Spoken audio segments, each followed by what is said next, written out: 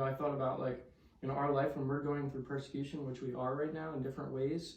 If we set God before us, we won't be shaken. We can endure through that because we're looking at Him. And then verse 9, therefore my heart, he's talking about the heart a lot. My heart is glad, and then my whole being rejoices. My flesh also dwells secure. And so basically he's saying, when I'm setting God before me, here's what's happening.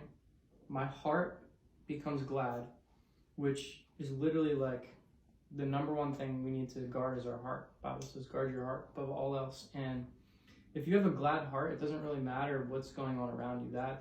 You can basically go through anything if your heart's glad. And then it says, my whole being rejoices.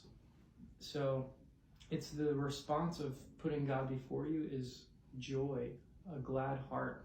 And I think it even says the glad heart is like medicine for the soul. And then it says, my flesh dwells secure. And David's writing this, and he's writing, he really was through persecution. We talk about David a lot, but he's running in caves from Saul. He's going through, he was anointed king, and yet he's getting spears thrown at him by Saul, and people would just abandon and reject him. But he said, my heart is glad, while he's hiding in caves and stuff. So, and then this is a prophetic verse, verse 10, you will not abandon my soul to Sheol, or other ways of saying that is like Hades or hell, or let your Holy One see corruption. Then it says, you make known to me the path of life, and your presence is fullness of joy and life forevermore. So I basically wrote down 3 things. Number 1, God gives you counsel. Number 2, we have to set the Lord before us. And then I wrote down the results of that. You have a glad heart. You will be rejoicing. You will have security, because he says, my flesh dwells secure. Then it says, you'll have nearness to God. You will not abandon my soul to Sheol. You will have guidance. He says, you make known to me the path of life.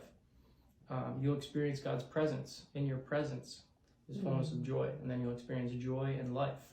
So glad heart, rejoicing, security, nearness, guidance, presence, joy, and the fullness of life. That's like 8 things just from the result of setting the Lord before you. So I just wanted to share that and say, continue to just put the Lord before you.